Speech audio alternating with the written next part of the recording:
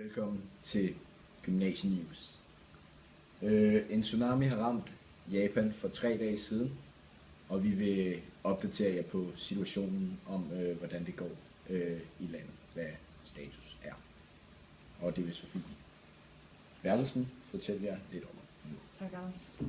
Kl. 14.46 lokaltid bliver Japan ramt af et voldsomt jordskælv, der måler 9,0 på Richterskalaen. Det vil altså sige, at det er det største, der har ramt Japan. Og jordskælvets epicenter ligger ud for havnebyen Sendai i 13,5 km dybde. Der er ca. 300 km syd for toppen.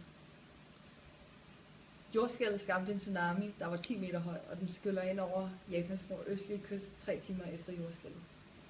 Der blev sendt en advarsel om tsunamien til mere end 50 øer og lande i Stillehavet, blandt andet Filippinerne og Hawaii. Og kl. 20.13 indfører de japanske myndigheder en undtagelsestilstand. Og det sker, fordi kølesystemet på atomkraftværket Fukushima Daiichi er sat ud af drift. Og et par timer senere bliver landet ramt af 2 kraftige efterskælv. De har en styrke på henholdsvis 5,2 og 5,6 på Richterskalaen. Det vil altså sige. Og Anders? Ja, det er i dag anden dagen siden at Japan blev ramt af tsunamien. De første officielle dødstal lyder på 137 døde og 531 savnede. Men de japanske myndigheder frygter, at dødstallet vil stige til langt over 1000.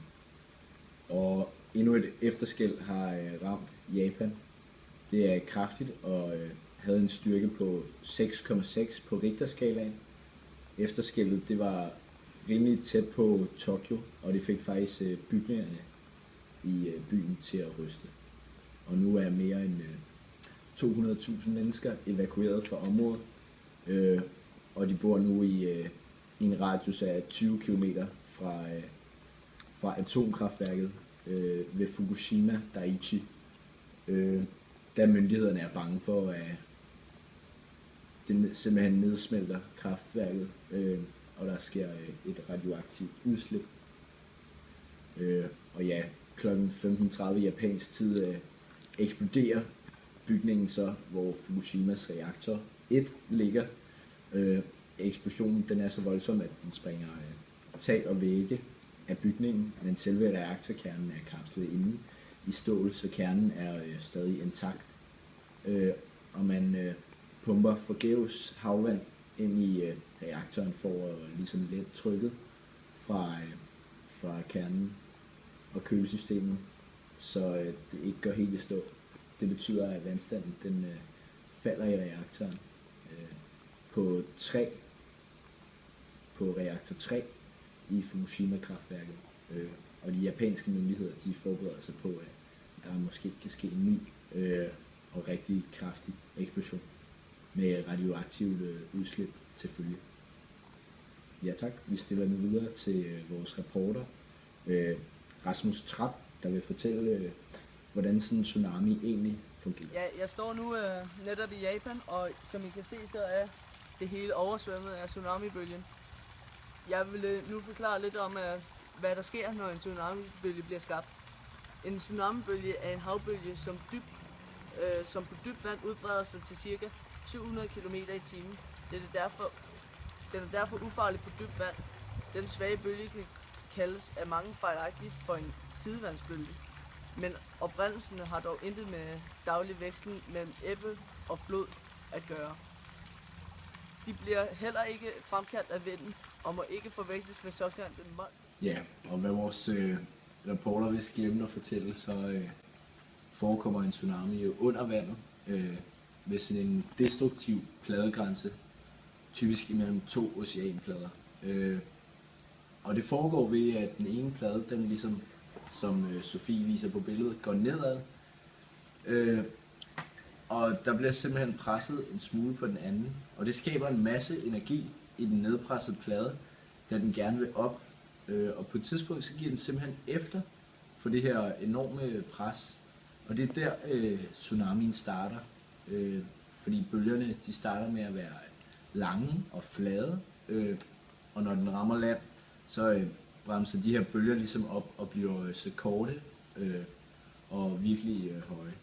Og netop derfor, som vi så på videoen tidligere, oversvømmer det store dele af landet, fordi vandet ligesom ikke stopper. Det kommer i en lind strøm hele tiden. Så ja. Ja, og vi har nu fået ekspert på atomkraftværker og hvad der sker med dem, når tsunamier rammer i studiet.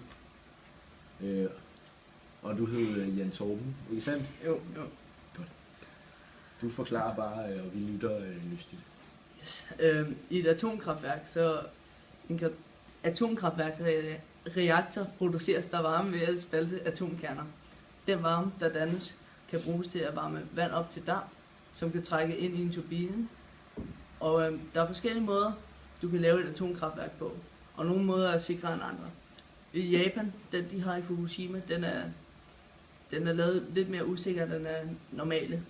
Og det er derfor, det har været nemt for tsunamien at ødelægge den. Atomkraftværkerne i Japan blev brugt til at lave strøm og energi til hele byen, og tsunamien, den har ødelagt det hele i Fukushima.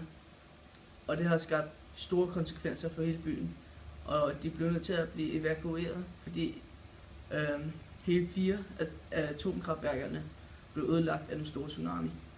Og der er blevet udløst masser af forskellige gasarter, som var skyld i en stor eksplosion, og mange døde af dem, og også det radioaktive i det. Ja, mange tak for den nyttige viden. Og vi stiller nu tilbage til mor.